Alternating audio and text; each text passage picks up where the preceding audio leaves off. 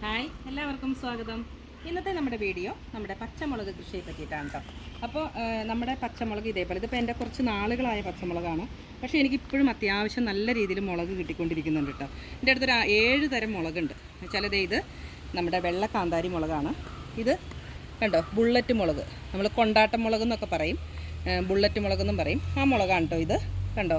അപ്പോൾ ഇത് നമ്മുടെ സാധാരണ പച്ചമുളക്, നമ്മൾ കടകളിൽ നിന്നൊക്കെ വാങ്ങിക്കുന്ന പച്ചമുളകാണ്. പിന്നെ ഉള്ളത് ഇത് കണ്ടോ, ഒരു ടൈപ്പ് ഉണ്ടമുളക്, ഉണ്ട ടൈപ്പ് മുളകുണ്ട്. പിന്നെ എൻ്റെ അടുത്ത് വേറെ മുളകുകളുള്ളത് ഇത് കണ്ടോ, ഒരു പ്രത്യേക രീതിയിൽ പ്രത്യേക ഷേപ്പുള്ളൊരു മുളകാണ്. മത്തങ്ങ പോലെ വന്നിട്ട് നടുഭാഗത്ത് ഇങ്ങനെ കുഴിഞ്ഞു വരും, കണ്ടോ, അങ്ങനെ ഒരു മുളകുണ്ട്. പിന്നെ എനിക്കുള്ളത് ഇത് കണ്ടോ, ഇത് കാന്താരി പോലെ കേട്ടോ. നമുക്ക് ഉണ്ടായി വരുമ്പോൾ കാന്താരി ആയിട്ട് തോന്നും, പക്ഷേ കാന്താരിയല്ല, അതിനെക്കാട്ടിലും കുറച്ചും കൂടി പരന്ന് ഒരു ഉണ്ട ഷേപ്പിൽ വന്നിട്ടുള്ള ഒരു മുളകാണ്. പിന്നെ അടുത്ത മുളകാണ് കേട്ടോ, ഇത് കണ്ടോ. അങ്ങനെ എനിക്കൊരു 7 ടൈപ്പ് മുളകുണ്ട്. അപ്പോൾ ഞാൻ അതുകൊണ്ട് പുതിയതായിട്ട് ഒരു മുളകുകളും ഇപ്പോൾ കൃഷി ചെയ്യുന്നില്ല കേട്ടോ. അപ്പോൾ നമുക്ക് ഈ മുളക് തന്നെ കുറേ നാളുകളായി എനിക്ക് വിളവ് തന്നുകൊണ്ടേയിരിക്കുന്നു. അപ്പോൾ നമ്മൾ എന്തൊക്കെയാണ് ഇതിന് ചെയ്ത് കൊടുക്കുന്നത് എന്നുള്ളതാണ്.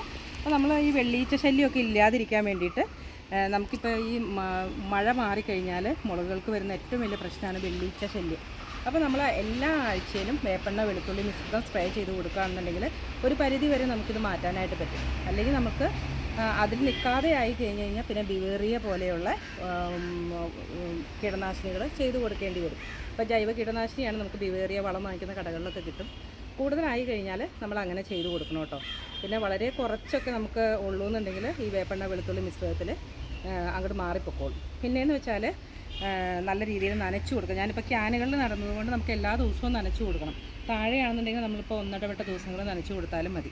പിന്നെയെന്ന് വെച്ചാൽ നമ്മൾ രണ്ടാഴ്ച കൂടുമ്പോൾ ചാണകപ്പൊടി അല്ലെങ്കിൽ കപ്പലണ്ടി പിണ്ണാക്ക് പൊളിപ്പിച്ചത് അതിലേതെങ്കിലും ഒന്ന് നമ്മൾ ചെയ്ത് കൊടുക്കാനായിട്ട് ശ്രദ്ധിക്കുക കേട്ടോ. പിന്നെ ഞാൻ ചെയ്യുന്നതെന്ന് വെച്ചാൽ ഇതാണ്, ഇത് നമ്മുടെ വീട്ടിലെ കഞ്ഞിവെള്ളവും അതേപോലെ തന്നെ ചാരവുമാണ് കേട്ടോ.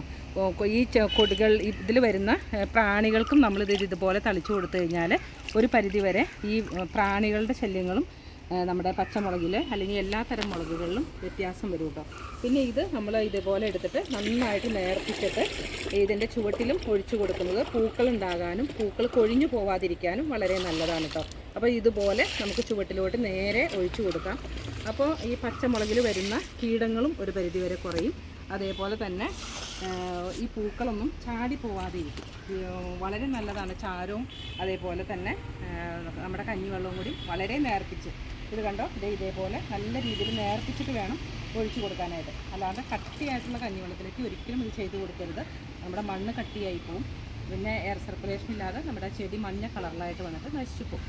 അപ്പോൾ നമ്മൾ വളരെ നേർപ്പിച്ചതിന് ശേഷം വേണം ഒരു പിടി ചാരം ഇടാവും. ഒത്തിരി ചാരം ഇട്ട് കൊടുക്കരുത്. ഒത്തിരി ചാരം ഇട്ട് കൊടുത്തു കഴിഞ്ഞാൽ ചെടി നശിച്ചു പോകും. ഒത്തിരി പേര് പറയാറുണ്ട് ചാരം ഇട്ട് കൊടുത്ത് എൻ്റെ ചെടി നശിച്ചു പോയിന്ന്. അപ്പോൾ ഒന്നുകിൽ ചാരത്തിൻ്റെ അളവ് കൂടിയിട്ടുണ്ടാവും, അല്ലെങ്കിൽ ഈ കഞ്ഞിവെള്ളം ഭയങ്കര കട്ടി കൂടിയതായിരിക്കാം, അതുകൊണ്ടായിരിക്കും കേട്ടോ. അല്ലാതെ ഇത് മുളകിന് വളരെ നല്ലതാണ്. മുളക്, പയർ, അതൊക്കെ വളരെ നല്ലതാണ്. പച്ചക്കറികൾക്കൊക്കെ വളരെ നല്ലതാണ് കേട്ടോ. പൂക്കൾ നശിച്ചു പോകാതിരിക്കും, പൂക്കൾ ചാടി പോകാതിരിക്കാനും അതുമാതിരി കായ്കൾ നന്നായിട്ട് പിടിക്കാനും ഒക്കെ ഈ ചെയ്യുന്നത് വളരെ നല്ലതാണ്. അപ്പോൾ ഇത്രയും കാര്യങ്ങൾ നമ്മൾ ചെയ്ത് കൊടുക്കുകയാണെന്നുണ്ടെങ്കിൽ നല്ല രീതിയിൽ നമുക്ക് മുളക് വിളവെടുക്കാനായിട്ട് പറ്റും. ഇപ്പോൾ എൻ്റെ അടുത്ത് ഇത്രയും മുളകുകളുള്ളത് കൊണ്ട് ഞാൻ ഒത്തിരി നാളായി കടയിൽ നിന്ന് പച്ചമുളകൊക്കെ വാങ്ങിച്ചിട്ട്.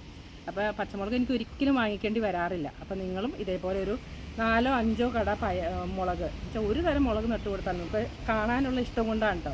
ഞാനിപ്പോൾ ഇങ്ങനെ എനിക്ക് പലതരം മുളകുകൾ കാണാൻ ഇഷ്ടമായതുകൊണ്ടാണ് ഇങ്ങനെ വേറെ വേറെ മുളകുകൾ നട്ടു കൊടുക്കുന്നത്. നമ്മുടെ വീട്ടാവശ്യം നമ്മളിപ്പോൾ കാന്താരി ആണെന്നുണ്ടെങ്കിലും അല്ലെങ്കിൽ പച്ചമുളകാണെന്നുണ്ടെങ്കിലും ഒരു 4-5 കട നട്ടു കൊടുത്തു കഴിഞ്ഞാൽ നമ്മുടെ വീട്ടാവശ്യത്തിനുള്ള പച്ചമുളക് നമുക്ക് കിട്ടുകയും ചെയ്യും. അപ്പോൾ എല്ലാവരും കടയിൽ നിന്നൊക്കെ വാങ്ങിക്കാതെ ഇതേപോലെ 4-5 കട മുളക് ഒന്ന് കൃഷി ചെയ്യാനായിട്ട് ശ്രദ്ധിക്കുക. അപ്പോൾ അത്രയും കുറച്ച് നമുക്ക് കടയിൽ നിന്ന് വാങ്ങിച്ചാൽ മതിയല്ലോ. എത്ര സ്ഥലമില്ലാത്തവർക്കാണെങ്കിലും ഒരു ചട്ടിയിലാണെന്നുണ്ടെങ്കിൽ 4-5 ചട്ടികളിലാണെന്നുണ്ടെങ്കിലും ഓരോ മുളക് തൈ നട്ടു കൊടുത്തു കഴിഞ്ഞാൽ നമുക്ക് നമ്മുടെ വീട്ടാവശ്യത്തിനുള്ള മുളക് കിട്ടും. പിന്നെ മുളക് തൈ അന്വേഷിച്ച് നമ്മൾ പോകേണ്ട ആവശ്യമില്ല. നമ്മൾ കടയിൽ നിന്ന് വാങ്ങിക്കുന്ന ചുമന്ന മുളകുണ്ടല്ലോ, അതിൻ്റെ വിത്ത് ബാക്കി കൊടുത്ത് നമുക്ക് ഇഷ്ടം പോലെ തൈകൾ ഉണ്ടാക്കാം. അപ്പോൾ ആ തൈകൾ നട്ടു കൊടുത്താലും നമ്മുടെ വീട്ടാവശ്യത്തിനുള്ള മുളക് നമുക്ക് ഉണ്ടാക്കിയെടുക്കാനായിട്ട് പറ്റും. അപ്പോൾ ഇത്രയേ ഉള്ളൂ ഇന്നത്തെ വീഡിയോ. നിങ്ങൾക്ക് ഇഷ്ടപ്പെട്ടാൽ ലൈക്ക് ചെയ്യുക, ഷെയർ ചെയ്യുക, കമൻറ്റ് ചെയ്യുക, അതേപോലെ തന്നെ സബ്സ്ക്രൈബ് ചെയ്യുക. താങ്ക്